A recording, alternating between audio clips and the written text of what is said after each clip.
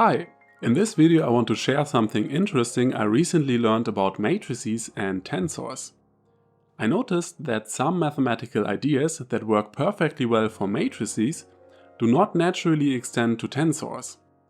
For example, while it makes total sense to talk about diagonal matrices, the idea of a diagonal tensor doesn't make much sense.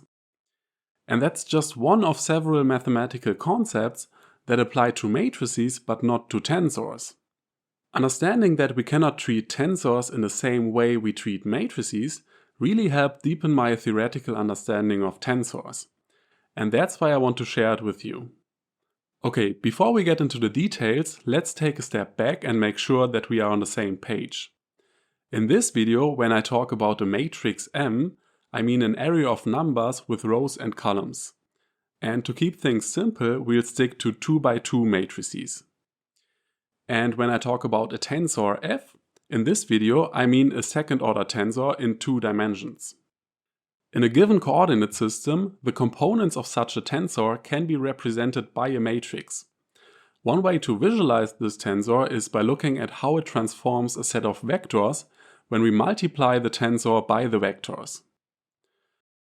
For f to be a tensor, the deformation of the vectors must be independent of the choice of the coordinate system.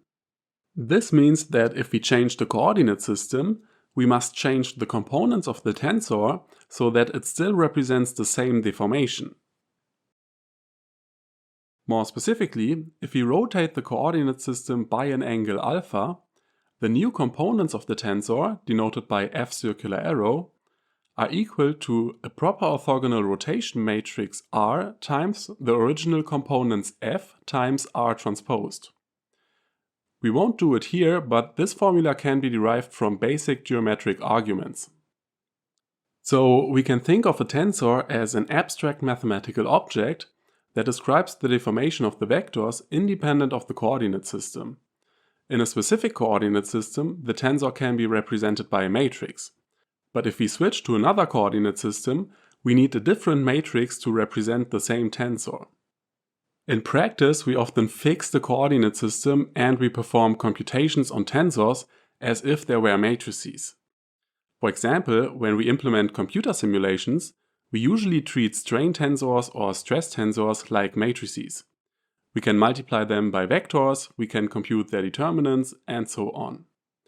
But from a theoretical perspective, we must be careful about which mathematical concepts from matrix calculus can be meaningfully applied to tensors. I realized this recently when I stumbled across a definition in a textbook. The textbook defined so-called isotropic tensors, which are tensors with constant values along the diagonal and zero off-diagonal components. If we visualize such a tensor, we see that it stretches all vectors without changing their direction. The definition of tensors with constant diagonal values isn't very interesting.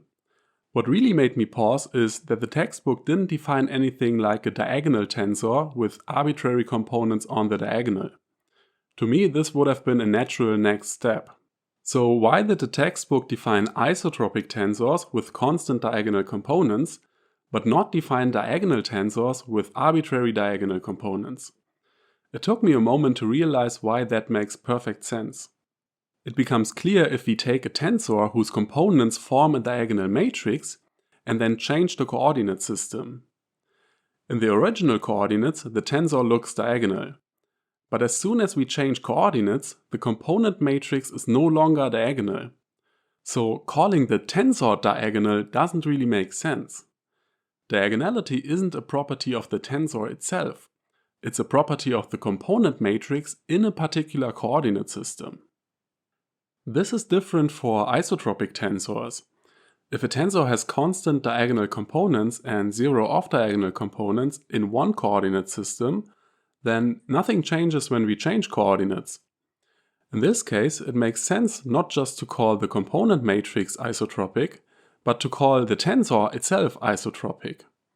Isotropy is a property of the tensor independent of the choice of the coordinates. So it seems that some properties we attribute to matrices do not naturally carry over to tensors. Let's take a look at a few more examples. We can define the identity matrix as having ones on the diagonal and zeros off the diagonal. And in the same way, it also makes sense to define an identity tensor, whose components remain the same when we change coordinates. It also makes sense to define symmetric tensors. If the component matrix of a tensor is symmetric in one coordinate system, then it is symmetric in all coordinate systems. So symmetry is a property of the tensor itself, and not something that is tied to a particular choice of coordinates. On the other hand, we cannot define something like a triangular tensor. A tensor may have a triangular component matrix in one coordinate system, but that property may be lost when we change coordinates. When we study tensor calculus, it often seems like we can treat tensors just like matrices. But when we take a closer look, many properties that make sense for matrices don't actually make sense for tensors. Whenever we use concepts familiar from matrices, we must check whether they are meaningful for tensors. For example, we know that the trace of a matrix is defined as the sum of its diagonal components. But does it make sense to compute the trace of a tensor? The answer is yes. The trace of a tensor does not change when we change coordinates. That's why the trace is a meaningful property of a tensor.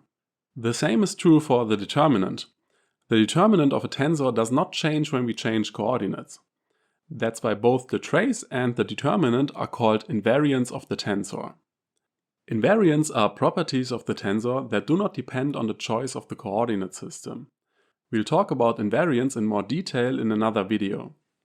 A final important question we have to ask is whether decompositions we apply to matrices can also be applied to tensors. For example, a matrix M can be decomposed using the polar decomposition into an orthogonal matrix Q and a symmetric, positive, semi-definite matrix U. We have learned in another video that this can be interpreted geometrically as first deforming vectors with the matrix U and then rotating the resulting vectors with the matrix Q. But does it also make sense to decompose a tensor F into an orthogonal tensor Q and a symmetric, positive, semi-definite tensor U? If we apply the polar decomposition to the component matrix of F in a particular coordinate system, we obtain component matrices Q and U. But if we instead apply the polar decomposition in another coordinate system, the component matrix F circular arrow is decomposed into different component matrices Q circular arrow and U circular arrow. Interestingly, the components Q circular arrow and U circular arrow are related to Q and U in exactly the same way as the components F circular arrow are related to F. This means that Q and U behave exactly as we would expect from second-order tensors. It doesn't matter if we first transform the components of F to another coordinate system and then apply the polar decomposition, or if we first apply the polar decomposition and then transform the components of Q and U to another coordinate system. The result is the same. This shows that the polar decomposition of a tensor is independent of the coordinate system, and therefore it is meaningful to apply the polar decomposition to tensors. On the other hand, there are decompositions that we commonly apply to matrices, but that do not make sense to apply to tensors. For example, a matrix can be decomposed into a lower triangular matrix and an upper triangular matrix using the LU decomposition. But as we have already learned, it is not meaningful to define triangular tensors. Therefore, we cannot decompose a tensor into two triangular tensors. Such a decomposition would only apply to the tensor components in a particular coordinate system. All in all, you can see that many concepts we know from studying matrices are also used in tensor calculus. But some other concepts are not meaningful to apply to tensors. For me, understanding what we can do with tensors and what we cannot do with tensors substantially increased my understanding of tensors. Whenever we do something with tensors, we should ask ourselves whether it is meaningful for all coordinate systems. A tensor is an abstract mathematical object that doesn't change when we change coordinates. So whenever we do something with a tensor in a particular coordinate system, we should make sure that this also makes sense in the other coordinate systems. I hope you liked the video. If you'd like to support the channel, you can consider becoming a channel member. Thanks to everyone who's already supporting. I'll see you in the next video. Bye!